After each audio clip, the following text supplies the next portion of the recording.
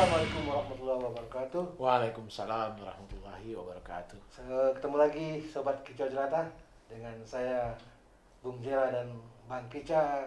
Kita akan berbincang-bincang tentang inspirasi baru lagi mengenai sesuatu yang fenomenal, Spektakuler spektakuler yaitu dan liar. yaitu mengenai Bung Rocky Gerung. Ya, Bang Kica, Yap. kemarin abang membuat suatu video ya di channel kita Ya, mengenai wawancara imajiner ya, dengan Bung Rocky Gerung betul. yang kurang lebih membicarakan mengenai logika, akal, Falsafat. falsafat dan sebagainya ya. Ya. Ternyata topik yang abang bahas dengan Bung Rocky itu terlalu berat kayaknya. Oh gitu. Saya sebagai jelata ya menonton itu kayaknya berat sekali itu dibahas di zaman-zaman sekitar yang sedang dalam pandemi Ya. COVID-19 ini Ya. ya. Tapi bagaimanapun itu suatu hal yang luar biasa. Mungkin bila waktunya senggang itu bagus juga untuk Ya. sobat-sobat jelata mendengarkan itu kembali pada waktu yang senggang, sedang santai ya. Karena itu adalah filsafat ilmu ya, filsafat pemikiran. Ya. Sekarang kita akan coba melihat sisi lain dari Bung Rocky ini Oke. ya. Mungkin ada berguna bagi sobat-sobat kita jelata juga bagi kita berdua barangkali ya. Mengenai kehebatannya Bung Rocky ini. Bung Rocky Gerung ini seorang yang fenomenal. Ya. Ya. Benar. Fenomenal sekali. Ya. Tapi kita baru mengenal dia setelah dia muncul di acaranya ILC kalau nggak salah di TV One ya. Betul.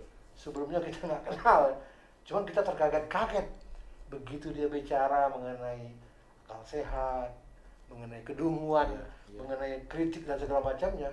Baru kita terbelalak matanya. Ternyata ada namanya Rocky Gerung. Dan setelah kita telusuri jejak digitalnya, Betul. ternyata beliau ini memang orang luar biasa. Bukan manusia kaleng-kaleng ya. Bukan manusia kaleng-kaleng. Ya. Dari zaman Presiden Gus Dur, Ya. itu dia temannya Presiden Gus Dur. Ya. Bayangkan aja temannya presiden. Ya. Kemudian berganti presiden dengan Presiden SBY juga berteman ya. juga. Teman diskusi konon katanya Oh, ya. katanya Ya. Presiden Habibie pun Ya. teman juga sama dia. Ya. Juga sehingga banyak sekali forum-forum yang dia hadirkan, yang dia buat, yang dia hadirkan. Tapi memang di kasana kampus Betul. atau di kasana ilmiah. Ya, benar. Sehingga kita sebagai jelata ya kurang paham gitu kan. Ya. Tapi sekarang begitu dia muncul, banyak ilmu yang harus kita bisa pelajari dari Bung Rocky ini. Betul. Ya, terutama mengenai ilmu, mengenai falsafah ilmu. Ya. Kelihatannya Bung Rocky ini sudah sampai ke situ, ke ilmunya para dewa ya. Tapi mungkin ya saya juga nggak mau terlalu mengajak sobat-sobat jelata pusing-pusing lagi. Coba kita ambil yang agak ringan-ringan nih Bang, ya. Agak ringan-ringan ini mengenai kehebatannya Bung Rocky ini di dalam memberikan suatu kritik ataupun apapun namanya ya. Mungkin Bang kita bisa memberikan tambahan lagi mengenai itu juga sekaligus nanti topik apa yang kita bahas mengenai Bung Rocky ini.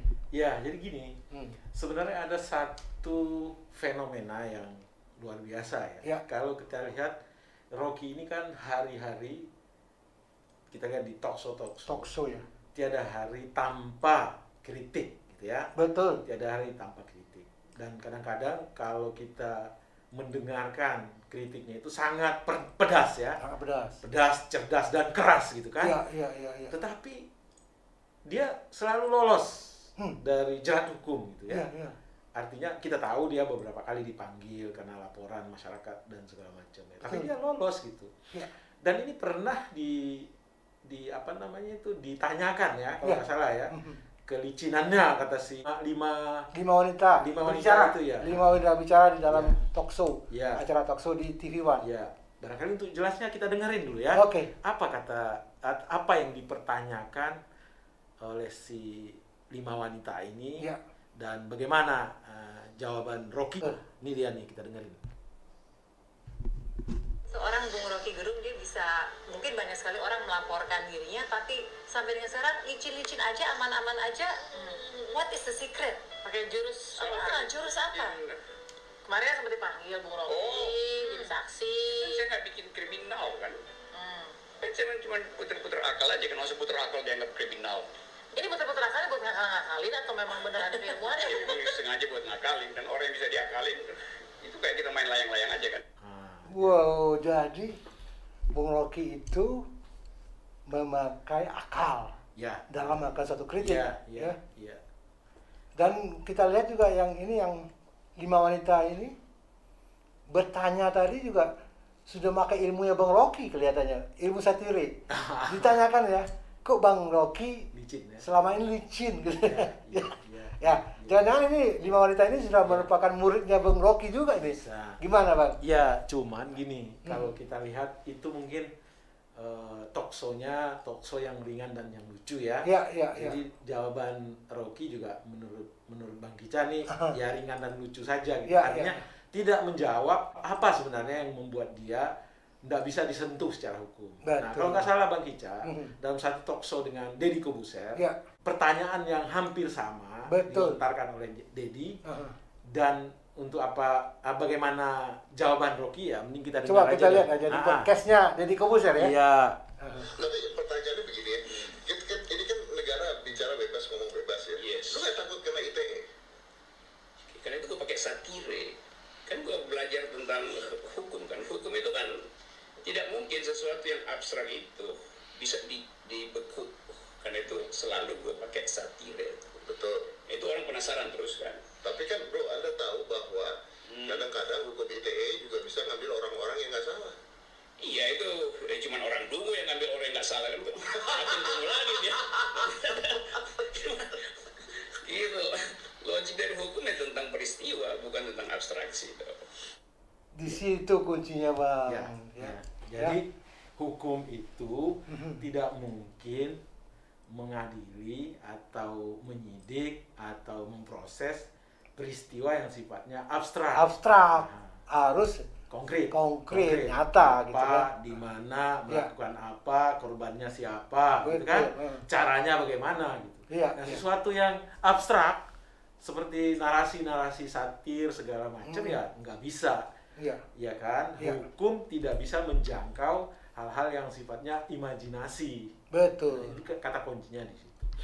Yang kedua, kalau kita perhatikan semua narasi-narasi yang dibangun oleh Rocky Ya. dalam mengkritik sistem atau pemerintah atau pemangku kebijakan, itu nggak pernah itu narasi-narasinya itu semacam hate speech ya, semacam yang sifatnya personal.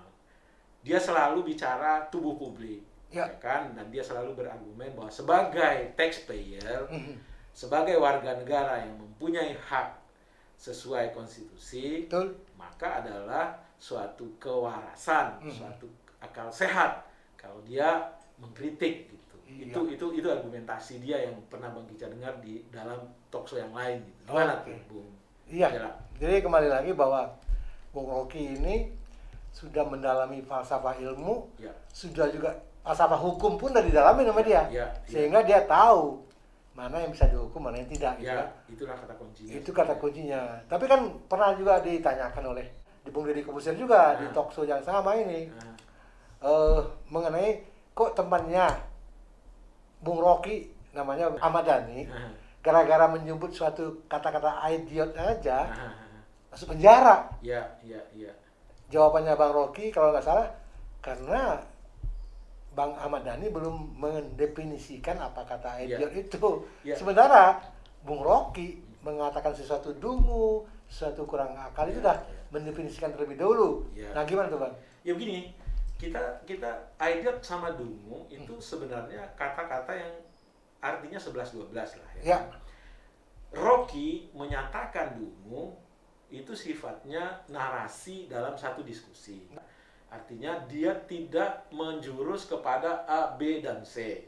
Andai kata dia menjurus ke katakanlah presiden, katakanlah menteri segala macam, itu kan tubuh publik. Ya. Dan dia udah mendefinisikan dungu ini sebagai proses berpikir yang salah. Yang gagal, gitu kan? yang salah. Sementara peristiwa idiotnya Ahmad Dhani itu adalah tangkisan terhadap sesuatu yang Menyerang dia. yang menyerang dia. Artinya ada objek yang dia bilang idiot itu gitu kan. Nah sebenarnya kata Rocky, Dhani itu bisa sebenarnya tidak terjamah kalau dia membela bahwa itu tangkisan gitu. Iya. Ya kan? Tapi mungkin dia nggak konsultasi sama Rocky. Karena itu kan ada aksi, ada reaksi. Iya. Gitu kan? Aksinya apa? Sehingga kita menangkis. Kalau kita dipukul orang, kita tangkis, orang kena kan itu bukan peristiwa pidana sebenarnya kan? Jadi memang sebenarnya Ahmad Dhani pun perlu belajar banyak dari Rocky Gerung ya kan? Iya. Baik Pak, kalau begitu ya ini topik kita cukup ringan ya. Ya.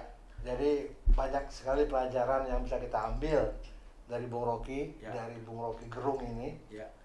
Kita lihat di acara ILC pun dia berani dengan lantang menyatakan ini dungu, ini Ya. kurang akal, ini kurang ini ya. Tapi di balik itu semua dia sudah siap dengan falsafah ilmu. Ya. Ya. Ya, yang sudah mempelajari seluk-beluk ilmu seperti apa sehingga dia sudah tahu. Jadi kalau teman-teman sobat kicau jelata mau mengkritik, Bung Rocky ini menyarankan supaya kita itu tingkatannya lebih tinggi. Pakailah satire. Ya. Supaya komunikasinya itu tidak lagi di komunikasi yang konkret, yang bisa dijamah oleh Sama. tangan-tangan hukum. Yang bisa dijamah oleh tangan hukum. Pakailah satire tapi kena sasarannya. Dan jangan pernah menyerang hal-hal yang sifatnya personal. Ya, kalau mengkritik, kritiklah tubuh publik, pengambil kebijakan, bukan personal dari pejabat publik tersebut. Yang kedua, jangan pernah menyampaikan yang namanya hate speech. Ya. Ungkapan kebencian. Ya. Pasti akan dijaring. Ya. Saya kira itu aja ya. Siap. Topik kita hari ini mudah-mudahan bisa membawa satu pemahaman baru bagi sobat-sobat kicau jelata untuk menambah wawasan. Terima kasih. Wassalamualaikum warahmatullahi wabarakatuh. Waalaikumsalam warahmatullahi wabarakatuh.